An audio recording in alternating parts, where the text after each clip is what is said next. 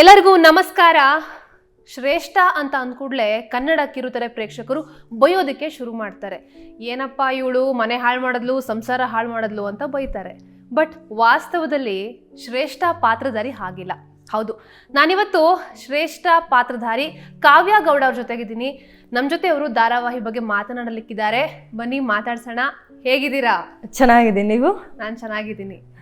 ಶ್ರೇಷ್ಠ ಹೇಳಿ, ಹೇಗಿದೆ ಶ್ರೇಷ್ಠ ಲೈಫು? ಶ್ರೇಷ್ಠ ಲೈಫ್ ತಾಂಡವ್ ಜೊತೆಲಿ ಬ್ಯೂಟಿಫುಲ್ ಆಗಿದೆ. ಅದು ಬಿಟ್ಟು ಕಾವ್ಯನ ಲೈಫು ತುಂಬ ಚೆನ್ನಾಗಿದೆ.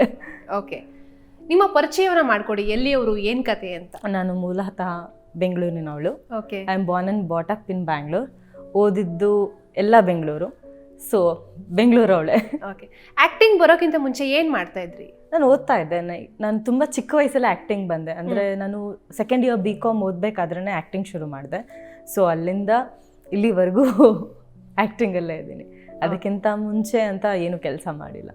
ಓಕೆ, ಈಗ ಲೈಫ್ ಹೇಗಿದೆ? ಅಂದರೆ ಒಂದು ಆ್ಯಕ್ಟ್ರೆಸ್, ಜನ ಹೋದ ಕೂಡಲೇ ಮಾತಾಡಿಸ್ತಾರೆ, ಗುರ್ತಿಸ್ತಾರೆ, ಹೇಗಿದೆ? ತುಂಬ ಖುಷಿ ಆಗುತ್ತೆ. ಆ್ಯಕ್ಚುಲಿ ಭಾಗ್ಯಲಕ್ಷ್ಮಿ ತುಂಬ ಸಕ್ಸಸ್ಫುಲ್ ಪ್ರಾಜೆಕ್ಟ್ ನಮಗೆಲ್ಲ. ಎಲ್ಲೋದ್ರೂ ಗುರುತಿಸ್ತಾರೆ, ಇಂಥ ಜಾಗದಲ್ಲಿ ಗುರುತಿಸಲ್ಲ ಅಂತಲ್ಲ. ಸೊ ತುಂಬ ಖುಷಿ ಆಗುತ್ತೆ ಆ ರೆಕಗ್ನೈಸೇಷನ್. ಮತ್ತು ಎಸ್ಪೆಷಲಿ ಶ್ರೇಷ್ಠ ಆಗಿ ಗುರುತಿಸ್ತಿದಾರಲ್ಲ, ದಟ್ ಫೀಲ್ಸ್ ಅಮೇಝಿಂಗ್. ಅಂದರೆ ಈ ಕ್ಯಾರೆಕ್ಟರ್ಗೆ ನಿಮ್ಮದು ರಿಪ್ಲೇಸ್ಮೆಂಟ್. ಈ ಹಿಂದೆ ಒಬ್ರು ಆ್ಯಕ್ಟ್ ಮಾಡ್ತಾ ಇದ್ರು, ಇವಾಗ ನೀವು ಆ್ಯಕ್ಟ್ ಮಾಡ್ತಿರೋದು. ರಿಪ್ಲೇಸ್ಮೆಂಟ್ನ ಕೆಲವರು ಒಪ್ಕೊಳ್ಳಲ್ಲ ಅಂತ ಹೇಳ್ತಾರೆ, ಬಟ್ ಇವಾಗ ಜನ ನಿಮ್ಮನ್ನು ಅಕ್ಸೆಪ್ಟ್ ಮಾಡಿದ್ದಾರೆ. ಇದ್ರ ಬಗ್ಗೆ ಹೇಳಿ. ಇನಿಷಿಯಲಿ ನಾನು ಈ ಪಾತ್ರನ ಅಕ್ಸೆಪ್ಟ್ ತಗೊಳ್ಬೇಕಾದ್ರೆ ಆ್ಯಕ್ಚುಲಿ ನನಗೆ ಭಯ ಇತ್ತು. ಆಲ್ರೆಡಿ ರೋಲ್ನ ಪ್ಲೇ ಮಾಡಿರೋರು ಸ್ವಲ್ಪ ಸೂಪರ್ ಸೀನಿಯರ್. ಆಮೇಲೆ ಇದೊಂಥರ ಇಟ್ಸ್ ನಾರ್ಮಲ್ ರೋಲ್ ಅಲ್ಲ. ಅಂದರೆ ಬೇರೆ ರೋಲ್ಸಿಗೆ ಕಂಪೇರ್ ಮಾಡಿದ್ರೆ ನಾರ್ಮಲ್ ವಿಲ್ಲನ್ ರೋಲ್ ಅಲ್ಲ. ಬೇಸಿಕಲಿ ಈ ರೋಲ್ಗೆ ಹೇಟ್ರೆಡ್ ಸಿಗುತ್ತೆ ಅನ್ನೋದು ನಾನು ಈ ರೋಲ್ನ ಅಕ್ಸೆಪ್ಟ್ ಮಾಡೋದಕ್ಕಿಂತ ಮುಂಚೆನೇ ಗೊತ್ತಿತ್ತು. ಸೊ ಅದು ಒಂದು ಸ್ವಲ್ಪ ಭಯ ಇತ್ತು. ಹೇಗೆ ತಗೊಳ್ತಾರೆ, ಹೇಗೆ ರಿಯಾಕ್ಟ್ ಮಾಡ್ತಾರೆ ನನ್ನ ನೋಡಿ. ಮತ್ತು ವಿಲನ್ಸ್ ಮಾಡೋ ರೋಲ್ಸ್ಗೆಲ್ಲ ಹೇಗೆ ಬೇರೆ ಬೇರೆ ಆ್ಯಕ್ಟರ್ಸ್ ಹೇಳ್ತಿರ್ತಾರೆ ಅಂದರೆ, ಹೊರಗಡೆ ಹೋದರೆ ಬೈತಾರೆ, ನನಗೆ ಹಿಂಗೆ ಮಾಡಿಬಿಟ್ರು, ಹೊಡೆದ್ಬಿಟ್ರು ಅಂತೆಲ್ಲ ಹೇಳ್ತಾಯಿದ್ರು. ಸೊ ಅದೊಂದು ಸ್ವಲ್ಪ ಭಯ ಇತ್ತು. ಬಟ್ ಶ್ರೇಷ್ಠ ಪಾತ್ರ ಮಾಡೋಕ್ಕೆ ಶುರು ಮಾಡಿದ್ಮೇಲೆ ಆ ಭಯ ಇನ್ನೂ ಜಾಸ್ತಿ ಆಯಿತು.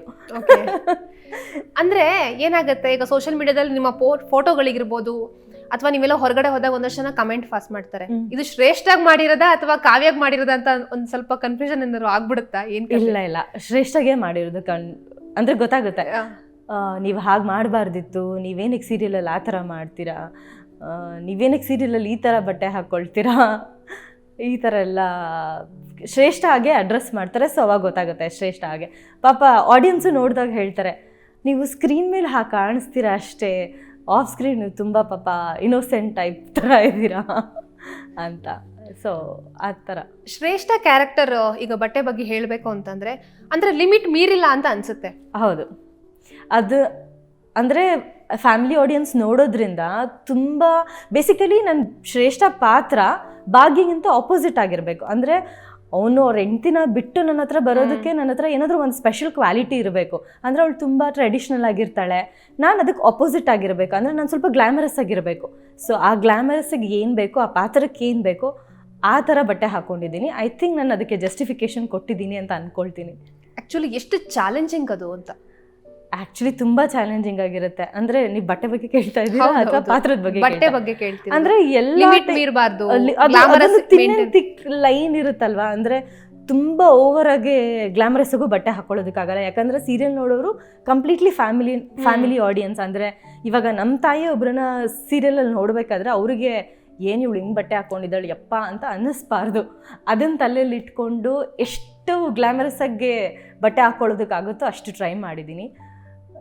ಅದೂ ಆ್ಯಕ್ಚುಲಿ ಟಫ್ ಟಾಸ್ಕ್ ಆಗಿತ್ತು ನನಗೆ. ಓಕೆ, ಯಾವುದಾದ್ರೂ ಟೈಮಲ್ಲಿ ಆಡಿಯನ್ಸು ಇಲ್ಲ ಈ ಥರ ಬಟ್ಟೆ ಹಾಕಬಾರ್ದು ಅಂತ ಏನಾದ್ರು ಬೈದಿದ್ದು ನೆನಪಿದೆಯಾ? ಇದೆ, ಖಂಡಿತವಾಗ್ಲೂ. ಏನಕ್ಕೆ ಹೇಳು, ಫಸ್ಟ್ ಮೈ ತುಂಬ ಬಟ್ಟೆ ಹಾಕ್ಕೊಳಕ್ಕೆ ಹೇಳಿ ಶ್ರೇಷ್ಠಂಗೆ ಚಿಕ್ಕ ಬಟ್ಟೆ ಹಾಕ್ಕೊಂಡು ಬರ್ತಾಳೆ.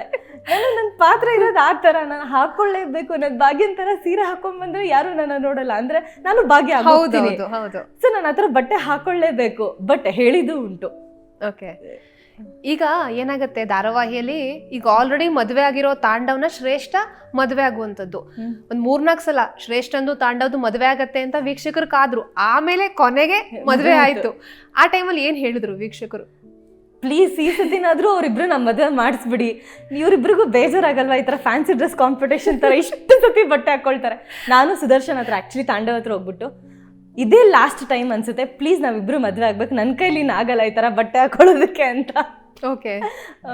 ಸೊ ಆಡಿಯನ್ಸ್ ಆ ಥರನೂ ಹೇಳಿದ್ದಾರೆ, ಮದುವೆ ಮಾಡಿಸ್ಬಿಡಿ ಸಾಕಾಗಿ ಹೋಗ್ಬಿಟ್ಟಿದೆ ಇವರಿಬ್ರದ್ದು ಮದುವೆ ನೋಡಿ. ತಾಂಡವ್ ಅಂತೂ ಗ್ಯಾರಂಟಿ ಬದಲಾಗಲ್ಲ, ಸೊ ಅದಕ್ಕೆ ಮದುವೆ ಮಾಡಿಸೋದೇ ಬೆಟರ್ ಅಂತ. ಹೌದು. ಓಕೆ. ಧಾರಾವಾಹಿಯಲ್ಲಿ ತಾಂಡವ್ ಆಲ್ರೆಡಿ ಮದುವೆ ಆಗಿದೆ, ಮದುವೆ ಆಗಿರೋ ಹುಡುಗನನ್ನ ಶ್ರೇಷ್ಠ ಲವ್ ಮಾಡ್ತಾಳೆ. ಹೌದು. ಈ ಬಗ್ಗೆ ಹೇಳಿ. ಆ್ಯಕ್ಚುಲಿ ಶ್ರೇಷ್ಠ ಪಾತ್ರದವರೆಗೂ ಇದು ಓಕೆ, ಬಟ್ ರಿಯಲ್ ಲೈಫ್ ಅಂತ ಬಂದರೆ ಕಂಪ್ಲೀಟ್ಲಿ ನಾನು ಇದನ್ನು ಅಪೋಸ್ ಮಾಡ್ತೀನಿ. ಯಾರು ಮದುವೆ ಆಗೋ ಹುಡುಗನ ಲವ್ ಮಾಡೋಕೆ ಹೋಗ್ಬೇಡಿ.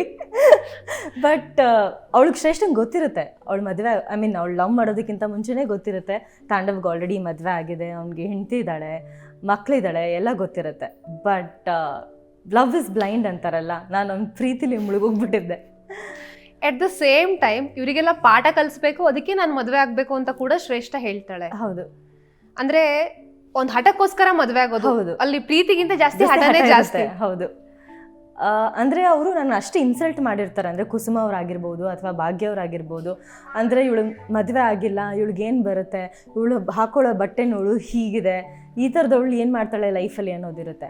ಸೊ ಅದಕ್ಕೋಸ್ಕರ ಆ ಹಟ್ಟಕ್ಕೋಸ್ಕರ ನಾನು ಮದುವೆ ಆಗ್ತೀನಿ. ಮದುವೆ ಆಯಿತು. ಈಗ ವೀಕ್ಷಕರು ಏನು ಹೇಳ್ತಾರೆ ಅಂತಂದರೆ, ಈ ಒಂದು ಮದುವೆ ಆದ ನಂತರದಲ್ಲಿ ಏನು ಹೇಳ್ತಾ ಇದ್ದಾರೆ? ಇವರಿಬ್ಬರನ್ನ ಅಟ್ಲೀಸ್ಟ್ ಅವಳ ಜೊತೆಲಾದರೂ ಚೆನ್ನಾಗಿರೋ ಅಂತಾನೆ.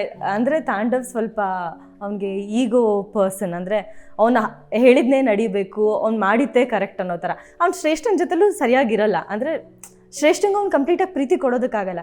ಬಿಕಾಸ್ ಭಾಗ್ಯಲ್ಲಿ ಲೈಫಲ್ಲಿ ಸಕ್ಸಸ್ ಆಗ್ತಿದ್ದಾಳೆ ಅವಳ ಲೈಫಲ್ಲಿ ಅನ್ನೋದನ್ನ ಅವ್ನ ತಲೆಯಲ್ಲಿ ಇಟ್ಕೊಂಡು ಕೊರಕೊಂಡು ಈ ಥರ ಹೋಗ್ತಾ ಇದೆ ರೈಟ್ ನಾವು ಸ್ಟೋರಿ ನಮ್ಮದು.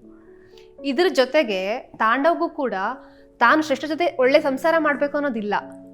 ಆ್ಯಕ್ಚುಲಿ ಇವಾಗ ಮದುವೆ ಆದ್ಮೇಲೆ ಅನಿಸ್ತಾ ಇದೆ ಅವನಿಗಿಲ್ಲ ಅಂತ. ಓಕೆ. ಅಂದ್ರೆ ಬರೀ ಫೋಕಸ್ ಇರೋದೇನು, ನನ್ ಭಾಗ್ಯನ್ ಸೋಲಿಸಬೇಕು, ಅವಳು ಕ್ಷಮೆ ಕೇಳಬೇಕು ಅಂತ. ಬರೀ ಒಂದು ಅಂದ್ರೆ ಅವ್ನು ಹೇಳ್ದಂಗೆ ಅವ್ನು ತುಂಬಾ ಮೇಲಿಗೋ ಜಾಸ್ತಿ ಅವನಿಗೆ. ತಾಂಡವ್ ಥರ ಆ್ಯಕ್ಚುಲಿ ತುಂಬ ಗಂಡಸರು ಇರ್ತಾರೆ ಅಂದರೆ ಸೊಸೈಟಿಲಿ. ಅಂದರೆ ಅವಳು ಮಾಡ್ತಿರೋದು ಕರೆಕ್ಟ್ ಅಲ್ಲ, ಅಂದರೆ ಏನು ಹುಡುಗಿ ನಾರ್ಮಲಾಗಿ ಒಂದು ಹುಡುಗಿ ಏನು ಮಾಡಿದ್ರೂ ತಪ್ಪು ಅನ್ನೋ ಥರ ಜನ ಕೂಡ ಇರ್ತಾರೆ. ಆ ಥರನೇ ತಾಂಡವ್. ಅವಳು ಹುಡುಗಿಯಾಗಿ ಅವಳು ಅಷ್ಟು ಮಾಡ್ತಿದ್ದಾಳೆ, ನನಗಿಂತ ಚೆನ್ನಾಗಿದ್ದಾಳೆ ಲೈಫಲ್ಲಿ, ಅವಳು ಇರಬಾರ್ದು, ಅವಳನ್ನ ನನ್ನ ಬಿಟ್ಟು ಹೋಗಿದ್ದಾಳೆ, ಅವಳು ಕಷ್ಟದಲ್ಲಿ ಇರಬೇಕು, ಅವಳು ಕಷ್ಟ ಅನುಭವಿಸ್ಬೇಕು, ಈ ಥರ ಅವ್ನು ಯೋಚನೆ ಮಾಡ್ತಿದ್ದಾನೆ ಸದ್ಯದಲ್ಲಿ. ತಾಂಡವ್ ಜಾಗದಲ್ಲಿ ನಿಂತು ನೋಡೋದಾದ್ರೆ ಅವ್ನು ಮಾಡಿರೋಂಥದ್ದು ಸರಿ. ಯಾಕಂತಂದ್ರೆ ಮದುವೆ ಆಗುವಾಗ ತಂದೆ ತಾಯಿ ಇವ್ರ ಒಪಿನಿಯನ್ ಕೂಡ ಕೇಳಲ್ಲ, ಹಾಗೆ ಮದುವೆ ಮಾಡ್ಬಿಡ್ತಾರೆ. ಈಗ ಮದುವೆ ಆಗಿ 16 ವರ್ಷದ ನಂತರ ಅವ್ನು ಧ್ವನಿ ಎತ್ತಿರೋದು, ನನಗೆ ನನ್ನ ಹೆಂಡತಿ ಇಷ್ಟ ಇಲ್ಲ ಅಂತ. ಆಮೇಲೆ ಇನ್ನೊಂದು ದೊಡ್ಡ ಕ್ವಶನ್ ಅಂತಂದ್ರೆ, ಮದುವೆ ಆಗಿದೆ ನೀವೇ ಹೇಳ್ಬಿಡಿ. ನಮ್ಮಿಬ್ರಿಗೂ ಕೇಳ್ತಾರೆ ಈ ಪ್ರಶ್ನೆ. ಅವಳಿಗೆ ಇಷ್ಟ ಇಲ್ಲ, ಅವಳಂದ್ರೆ ಇಷ್ಟ ಇಲ್ಲ, ಇಬ್ರು ಮಕ್ಕಳು ಹೇಗಾದ್ರು ಅವರಿಗೆ ಅಂತ. ಓಕೆ, ಅದ್ರ ಉತ್ತರ ಏನು, ಏನ್ ಹೇಳ್ತೀರಾ? ಅದ್ ನೀವು ತಾಂಡವ್ನ ಕೇಳಬೇಕು. ತಾಂಡವ್ ಒಮ್ಮೆ ಹೇಳಿದ್ರು, ಒಂದು ಇಂಟರ್ವ್ಯೂದಲ್ಲಿ ಹೇಳಿದ್ರು, ಏನಂದ್ರೆ ಸಮಾಜಕ್ಕೋಸ್ಕರ ಮಕ್ಕಳು ಮಾಡ್ಕೊಂಡಿರೋದು ಅಂತ. ಇರ್ಬೋದು, ಅದು ನೀವು ಯಾವಾಗ್ಲೂ ಶ್ರೇಷ್ಠ ಅಂದ್ರೆ ಕ್ವಶನ್ ಮಾಡಲ್ವಲ್ಲ ಅಂತ. ಇಲ್ಲ, ನನ್ಗೆ ಲವ್ ಮಾಡೋದಕ್ಕಿಂತ ಮುಂಚೆನೆ ಗೊತ್ತಿರುತ್ತೆ, ಅಂದ್ರೆ ಲವ್ ಮಾಡ್ಬೇಕಾದ್ರೆ ಗೊತ್ತಿರುತ್ತೆ ಅವ್ನಿಗೆ ಆಲ್ರೆಡಿ 2 ಮಕ್ಳಿದ್ದಾರೆ ಅಂತ. ಅವನ ಜೊತೆಲಿ ನನ್ಗೆ ಅವ್ನದ್ದು 2 ಮಕ್ಕಳು, ಅವ್ನ ಹೆಂಡತಿನೂ ಫ್ರೀ. ಸೊ ಹಾಗಿರೋ ಸಿಚುವೇಶನ್ ಅವನ್ನ ಲವ್ ಮಾಡ್ತೀನಲ್ಲ, ಸೊ ಅದನ್ನ ನಾನು ಅಕ್ಸೆಪ್ಟ್ ಮಾಡ್ಕೊಂಡು. ಶ್ರೇಷ್ಠ ತುಂಬಾ ಏನೋ ಶ್ರೇಷ್ಠ ಅಂತ ಹೇಳ್ಬೋದು ಈ ವಿಚಾರದಲ್ಲಿ. ಶ್ರೇಷ್ಠ ಮಾತ್ರ, ಕಾವ್ಯ ಅಲ್ಲ. ಓಕೆ, ಹೊರಗಡೆ ನಿಂತು ನೋಡಿದಾಗ ಕಾವ್ಯಗೆ ಏನ್ ಅನ್ಸುತ್ತೆ? ಅಂದ್ರೆ ರಿಯಲ್ ಲೈಫಲ್ಲಿ ಕೂಡ ಈ ರೀತಿ ಸಿಚುವೇಶನ್ಗಳು ಎದುರಾಗ್ತಿದೆ ಇತ್ತೀಚೆಗೆ. ಹೌದು, ಖಂಡಿತವಾಗ್ಲು. ಅಂದರೆ ಹೊರಗಡೆ ಏನು ನಡೆಯುತ್ತೆ ಅದನ್ನೇ ಸೀರಿಯಲಲ್ಲಿ ತೋರಿಸೋದು, ನಮಗೆ ಅದನ್ನು ತಗೊಳ್ಳೋದಕ್ಕೆ ಸ್ವಲ್ಪ ಕಷ್ಟ ಆಗುತ್ತೆ ಆ್ಯಸ್ ಎನ್ ಆಡಿಯನ್ಸ್ ನೋಡಿದಾಗ. ಬಟ್ ಸಮಾಜದಲ್ಲಿ ಇದು ನಡೆಯೋದೇ ಸೀರಿಯಲ್ ಮಾಡಿರೋದು. ನಾನು ಆ್ಯಸ್ ಎ ಪರ್ಸನ್ ಆಡಿಯನ್ಸ್ ಆಗಿ ನೋಡೋದು ಆದರೆ ಖಂಡಿತವಾಗ್ಲೂ ಶ್ರೇಷ್ಠ ಕ್ಯಾರೆಕ್ಟರ್ನ ಅಪೋಸ್ ಮಾಡ್ತೀನಿ. ಬಟ್ ಶ್ರೇಷ್ಠ ಆಗಿ ನೋಡೋದಾದರೆ ಖಂಡಿತವಾಗ್ಲೂ ಶ್ರೇಷ್ಠ ಏನು ಮಾಡ್ತಿದ್ರಲ್ಲ ಅದು ಕರೆಕ್ಟ್ ಆಗಿದೆ. ಓಕೆ, ಈಗ